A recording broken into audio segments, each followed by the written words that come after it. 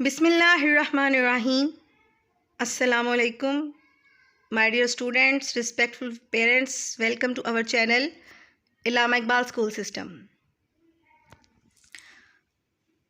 जैसा कि हम सबको पता है कि फ्राइडे के दिन सीनियर विंग में 6 to 10th क्लास तक एक एक्टिविटी दी गई थी पैथोजेंस के हवाले से, जिसमें उनको मटेरियल प्रोवाइड किया गया था और क्वेश्चनर प्रोवाइड किया गया था। मटेरियल को रीड कर कर उन्होंने क्वेश्चनर के आंसर्स देने थे, लेकिन क्योंकि पैथोजेंस एक डिफरेंट और न्यू टर्मिनोलॉजी थी, स्टूडेंट्स के लिए टर्मिनोलॉजी थी, so I prepare this lecture to support that activity. 2 videos हैं, एक आज अपलोड की जाएगी, एक कल अपलोड की जाएगी। ठीक है, ये टोटली पैथोजेंस के हवाले से है। सो आपने इस वीडियो को एंड तक देखना है, डजेंट मैटर कि कितने मिनट की है। अगर आपके बच्चों की लर्निंग होती है या स्टूडेंट्स की लर्निंग होती है तो I think minutes hours matter नहीं करते। सो आप लोग इस वीडियो को एंड तक देखिएगा, बहुत इंटरेस्टिंग वीडियो है, आप लोग बोर भी नहीं होंगे और बहुत कुछ सीखने को भी मिलेगा। आप लोग एंड तक इसको लाजमन देखिएगा एंड तक। इसमें सारा का सारा उस एक्टिविटी से रिलेटेड मटेरियल मौजूद है। उसमें वाइवा मैं अब इस वीडियो में जो लेक्चर है उससे भी पूछ सकती हूँ, वाइवा आपसे जो आपको मटेरियल ऑलरेडी प्रोवाइड किया गया है उससे भी पूछ सकती हूँ। So best of luck for your viva voice, for your questioners and for your learning. So let's start our lecture, जिसका टॉपिक है पैथोजेंस।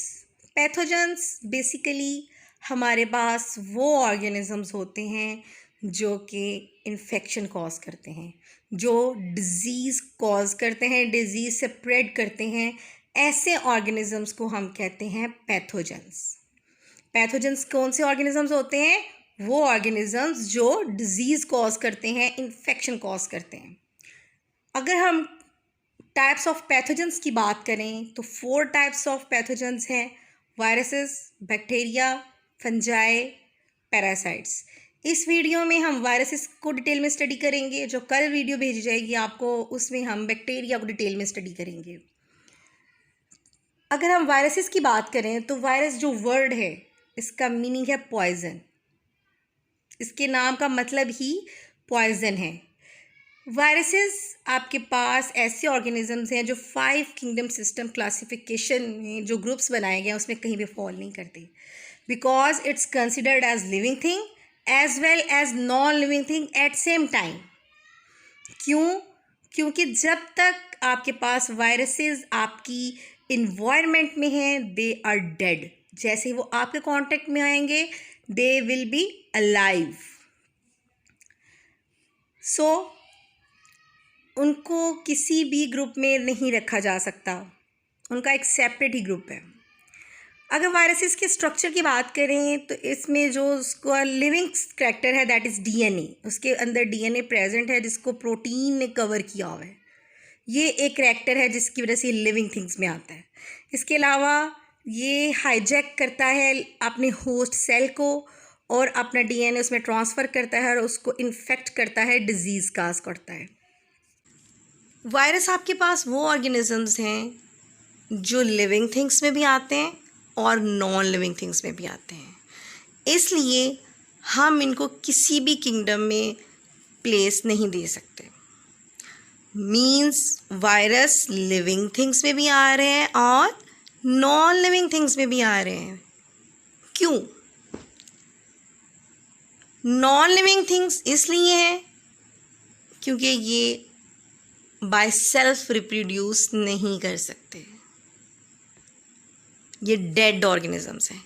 जैसे अब आपके पास कोरोना वायरस है, ठीक है, तो जब तक वो एयर में है, आपके कपड़ों पे है, तब तक वो डेड है, उसमें जान नहीं है। अक्सर जी लोग कह रहे थे जी कि गर्मी ज़्यादा हो जाएगी तो कोरोना वायरस जो है उसकी डेथ हो जाएगी। भाई जो ऑलरेडी डेड है उसकी जो डेथ है वो कैसे कॉज होगी? जो ऑलरेडी डेड है, यानी जब तक कोरोना वायरस आपके कपड़ों के साथ अटैच है तब तक वो डेड है। जैसे ही वो आपकी बॉडी के अंदर जाता है, यानी आप मुंह पे हाथ लगा रहे हो या आप अपनी नोज को हाथ लगा रहे हो, तो वो आपकी बॉडी में जा रहा है, तब वो जिंदा हो जाता है, तब वो लिविंग थिंग्स में आ जाता है। वायरस वाहिद ऑर्गेनिजम्स है, वायरसेस इस दुनिया में जो किसी भी किंगडम में जो है हम उनको नहीं रख सकते, क्योंकि एक तो वो डेड ऑर्गेनिजम्स हैं, लेकिन जैसे ही वो किसी ऑर्गेनिजम्स के कांटेक्ट में आते हैं तो वो लाइव हो जाते हैं, वो ज़िंदा हो जाते हैं। ठीक है, इनमें सबसे जो कॉमन आपके पास वायरस है इन्फ्लुएंज़ा वायरस, ज़ुकाम का जो वायरस है वो है। अगर हम उसकी बात करें तो वो आपके इन्वायरमेंट में बहुत कॉमन है, यानी अगर एक ज़ुकाम हो रहा है तो वो छींक है तो डेफिनेटली वो अपने वायरसेस को एक्सपेंड कर रहे हैं इन्वायरमेंट में। तो वो जब आप कांटेक्ट में जब तक वो एयर में रहता है तब तक वो डेड है, लेकिन जैसे ही वो आपके कांटेक्ट में आता है वैसे ही वो ज़िंदा हो जाता है। इसीलिए हम वायरसेस को लिविंग थिंग्स और नॉन लिविंग थिंग्स दोनों कैटेगरीज में फॉल करवाते हैं। अब अगर हम बात करें वायरसेस के टाइप्स की, इसमें 3 टाइप्स बेसिकली हम लोग स्टडी करेंगे आज।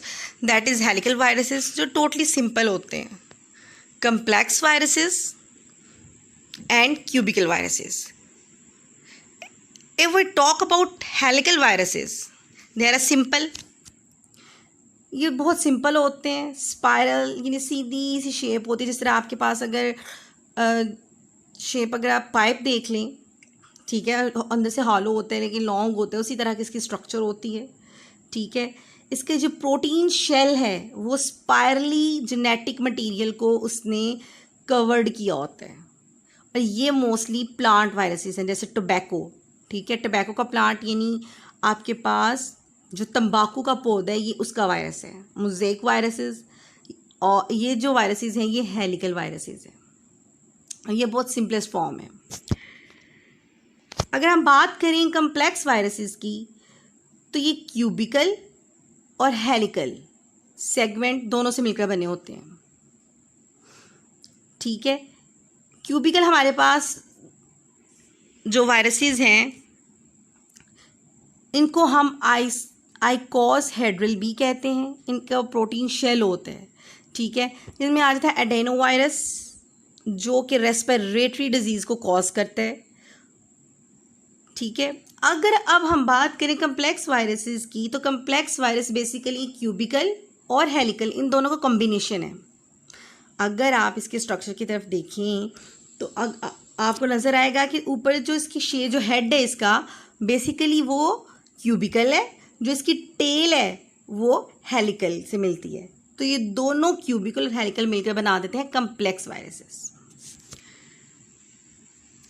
अब अगर हम साइज़ की बात करें, सेल के साइज़ की, तो जो यूकैरियोटिक सेल्स यानी जो ह्यूमन बींग्स में सेल, एनिमल्स में, प्लांट्स में जो सेल्स पाए जाते हैं, दीज आर यूकैरियोटिक सेल्स, उनका जो साइज़ है दैट इज़ 10 to 100 माइक्रोमीटर्स। इसके बाद उससे छोटा सेल होता है बैक्टीरियल सेल। बैक्टीरियल सेल का जो साइज़ है दैट इज़ 0.1 to 10 माइक्रोमीटर्स। उसके बाद आपके पास आते हैं viruses. Viruses are very small. ठीक है, viruses are very small, that is 2 to 300 nanometres. जी, अगर अब हम बात करें डीएनए रेप्लिकेशन की, वायरसेस रेप्लिकेशन की बेसिकली, तो उसकी स्टेजेस हैं attachment, penetration, uncoating, synthesis, assembly, release.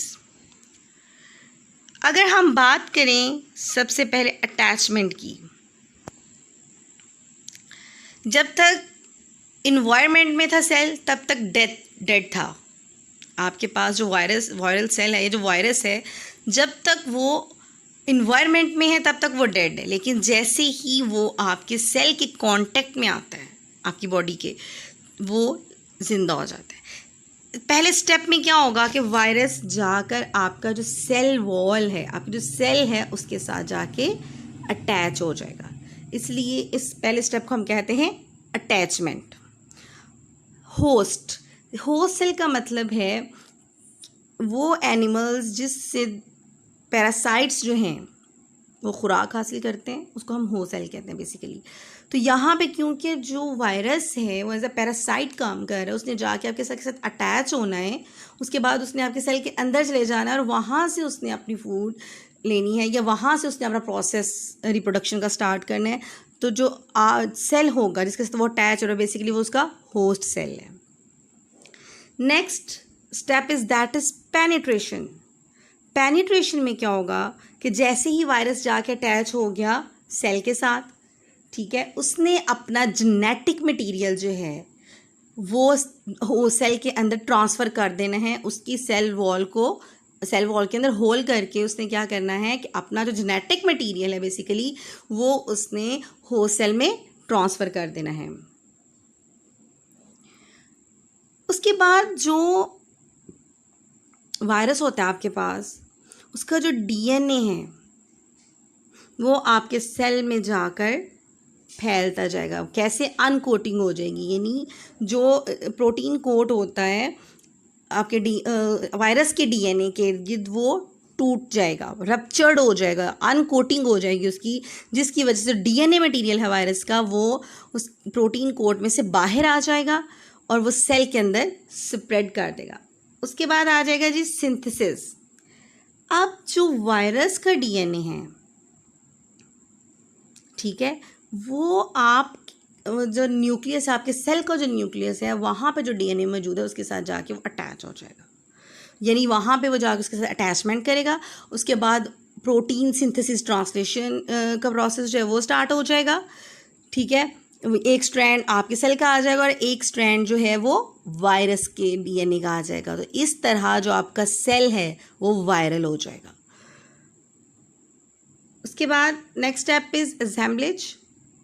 Assemblage में ही होगा कि आप जो वायरस का डीएनए है वो आपका जो सेल है, सेल का डीएनए है उसके साथ जाके वो अपनी अटैचमेंट करेगा, ठीक है। जब दोनों स्ट्रैंड्स, एक स्ट्रैंड आपके सेल का आ गया आपके डीएनए का, एक स्ट्रैंड उसके डीएनए का आ गया, देन जब ये दोनों स्ट्रैंड्स आपस में मिल जाएंगे तो एक न्यू वायरस बन जाएगा, ठीक है। आप ही के सेल के अंदर छोटे छोटे नए वायरस बन जाएंगे और जब बहुत ज़्यादा वायरस बन जाते हैं तो उसके बाद आपके सेल की डेथ हो जाती है, ठीक है। आपके सेल की डेथ हो जाएगी कैसे? कि जब बहुत ज़्यादा वायरस जो हैं वो आपके सेल की बॉडी में बनेंगे तो आपके सेल की जो सेल वॉल है वो टूट जाएगी, रप्चर्ड हो जाएगी। तो जितने भी वायरस बने होंगे आपके सेल में वो सारे के सारे उस सेल में से बाहर आ जाएंगे। तो जैसे ही वो बाहर आएंगे वो दूसरे सेल्स को इफ़ेक्ट करेंगे, यानी आपकी बॉडी में एक वायरस गया, फॉर एग्जांपल एक कोरोना वायरस था तो वो बॉडी में चला गया थ्रू माउथ और थ्रू नोज़। जब तक वो आपके हैंड पे था तब तक वो डेड है, लेकिन जैसे ही वो आपके लिप्स के या नोज़ के कांटेक्ट में आएगा तो वो ज़िंदा हो जाएगा। तो जैसे ही वो आपकी बॉडी में चला गया, फ़र्ज़ करें एक ही सेल था वायरस का, तो that is enough to kill you. वो चला गया आपके माउथ के थ्रू, आपके नोज़ के थ्रू, आपके सेल के अंदर, ठीक है। उसमें उसकी जाकर रिप्रोडक्शन हुई with the help of your DNA, ठीक है। वहाँ पे फिर न्यू वायरस बने आपके सेल, आप ही के सेल के अंदर उसकी रिप्रोडक्शन हुई। उसके बाद आप ही का सेल रप्चर्ड हुआ, उसकी डेथ हुई। वो सारे के सारे, वो एक बना, दो बने, तीन बने वायरस, जितने भी वायरस एक सेल में बने एट अ टाइम वो सारे के सारे रिलीज़ हो गए इंसान की बॉडी में, आपकी बॉडी में वो रिलीज़ हो गए। उन्होंने जाकर दूसरे सेल्स हैं जो है आपकी बॉडी के, उनको इफ़ेक्ट किया। जैसे ये सीधा जाकर कोरोना वायरस जो है सीधा जाके आपके लंग्स पे अटैक करता है, तो यानी आपकी नोज़ के थ्रू जा रहा है या माउथ के थ्रू जा रहा है, तो वो आपकी जो एयर पाइप है गले में वहाँ से होता है वो सीधा आपके लंग्स पे जाके इफ़ेक्ट करता है, उसको डेड कॉज करता है, उसकी डेथ करता है बेसिकली। और जब तक सिम्टम्स शो होते हैं तब तक आपकी जो लंग्स हैं उनकी 50% डेथ हो चुकी होती है, वो 50% डैमेज हो चुके होते हैं, ठीक है। ये था कि बेसिकली ये फैलता कैसे है। उसके बाद ये तो एक ही ह्यूमन बीइंग की बात होगी। उसके बाद आपको स्नीजिंग हुई, फॉर एग्जांपल आपको ज़ुकाम हुआ, खांसी, व्हाटएवर, जैसे भी आपकी बॉडी में से वो वायरस जो है ये आपकी बॉडी में से निकला थ्रू ड्रॉपलेट्स, जो आपकी नोज़ में छोटे छोटे ड्रॉप वाटर ड्रॉप्स होते हैं बेसिकली स्नीजिंग के, ये उनमें से था। तो जब आपने छींका इसको तो ये आपकी बॉडी में से बाहर आ गया। तो इसने जाके अगर कोई दूसरा बंदा आपसे हैंड मिला रहा है या वट एवर, जैसे भी आपके कांटेक्ट में आया तो ये सीधा उसके पास चला जाएगा। तो इस तरह से ये वायरस जो है ये फैलता है। मेरा ख्याल अब इस वीडियो के बाद आपको कोरोना वायरस की भी बहुत अच्छे से समझ आई होगी। इसके बाद हम बात करते हैं इसकी टाइप की, that is tobacco mosaic virus. Tobacco mosaic virus is, जैसे कि आपको बताया कि that is helical structure. You can see ये रहा, ये इसका स्ट्रक्चर इस तरह से ये डीएनए इसके अंदर प्रेजेंट है, ठीक है। और प्रोटीन ने इसको कवर किया हुआ है, जिसको आप कैप्सिड कह रहे हो, दैट इज प्रोटीन शेल, जिसने डीएनए को कवर किया हुआ है। अगर हम बात करें बेसिकली कम्प्लेक्स वायरस की, that is bacteriophage, that is bacteriophage. अगर हम बात करें कम्प्लेक्स वायरस की तो that is bacteriophage. You can see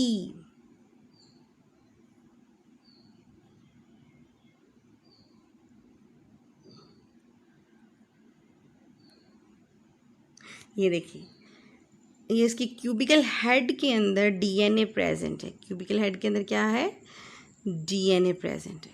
you can see yellow yellow में जो आपको नजर आ रहा है, ये रहा।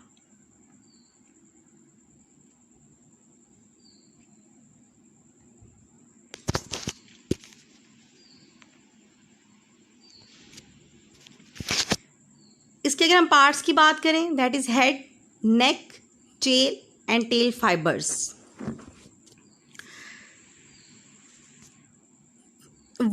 इसकी वायरस का वो हिस्सा जिसके अंदर डीएनए प्रेजेंट है और उसको प्रोटीन शेल ने कवर किया होता है, दैट इज इज हेड, वो उसका हेड है, ठीक है। और वो उसकी जो शेप है दैट इज आइकोसहेड्रॉन, ठीक है। उसके बाद अगर हम बात करें इसकी नेक की, तो ये छोटा सा सेगमेंट होता है जिसने हेड और टेल दोनों को कनेक्ट किया होता है। जैसे आपके हेड को और आपके ट्रंक को नेक ने कनेक्ट किया होता है, इसी तरह इसकी हेड और टेल को इस नेक ने कनेक्ट किया होता है। उसके बाद एज ए टेल, ये लॉन्ग ट्यूबुलर स्ट्रक्चर है, इसके अंदर प्रोटीन्स प्रेजेंट होते हैं। बेसिकली इसका फंक्शन क्या है? इसका फंक्शन ये है कि ये जब वायरस अटैच हो जाता है आपके सेल के साथ, तो वायरस जो है डीएनए इस लॉन्ग ट्यूबुलर, ये अंदर से खाली है, हॉलो है, इस ट्यूबुलर के थ्रू जो है मूव करवाएगा। यानी यहाँ से जो आपके हेड से मूव करता हुआ डीएनए जो है टेल जो ट्यूबुलर स्ट्रक्चर है इसके अंदर से मूव करता हुआ चला जाएगा आपके सेल के अंदर।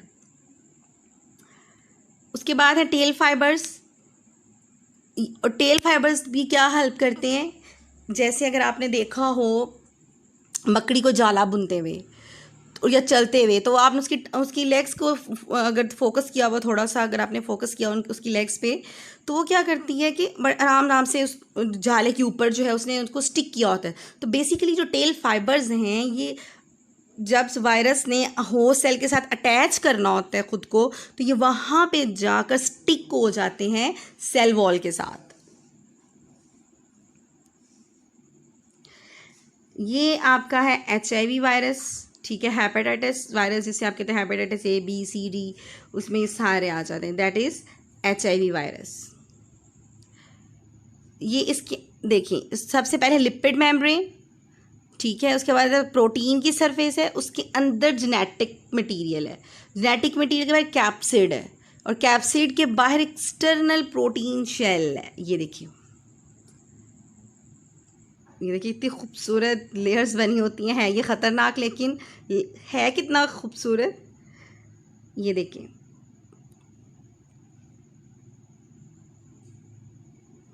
ये जो येलो येलो आपको थ्रेड लाइक स्ट्रक्चर नजर आया, दैट इज हिज डीएनए। इसके ऊपर प्रोटीन कोड है, ये देखिए।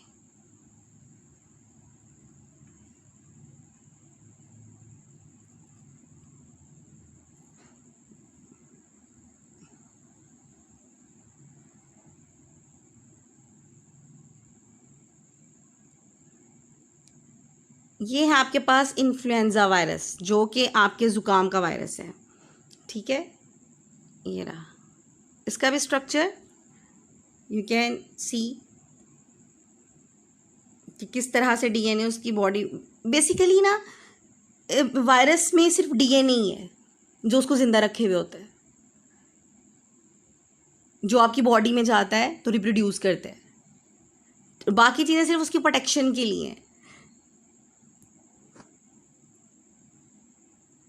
जी, ये है कोरोना वायरस, जिसने आजकल सबको डरा कर रखा हुआ है।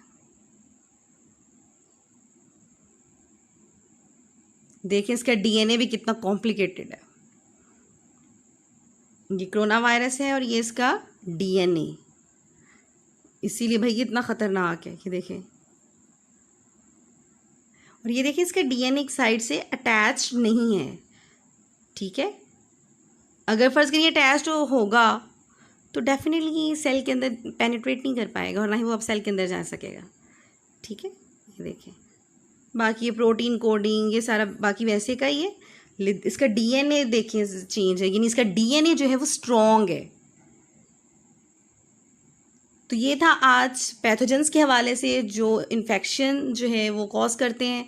इसमें कोरोना वायरस का जो है वो आजकल तो डेफिनेटली बहुत ज़्यादा जो है हॉट इशू है इस वक्त, कोरोना वायरस जो है उसके बारे में भी आपको बता दिया है। इसके अलावा आपको इन्फ्लुएंजा ज़ुकाम का जो वायरस है उसके बारे में बता दिया। बेसिकली कोरोना वायरस और इन्फ्लुएंजा वायरस एक ही फैमिली से ताल्लुक़ है इनका। जो कोरोना वायरस है वो भी आपकी रेस्पिरेशन को जाके इफेक्ट करे, लेकिन it's strong, this virus is strong. Influenza virus भी आपके देखे ना कि अगर ज़ुकाम आपको अगर हो सीवियर किस्म का तो वो भी बेसिकली आपकी ब्रीथिंग में ही प्रॉब्लम कर रहा होता है। इसके बाद HIV वायरस है जो हेपेटाइटिस काज करता है, ठीक है, उसके बारे में हमने बात की है। इसके अलावा बैक्टीरियोफेज के बारे में बात की है हमने। इसके अलावा हमने इसके स्ट्रक्चर्स के बारे में बात की है, इसकी टाइप्स के बारे में बात की है। और होपफुली आज का जो लेक्चर है वो आपके लिए काफ़ी फ़ायदेमंद और इन्फॉर्मेटिव होगा। Thank you so much.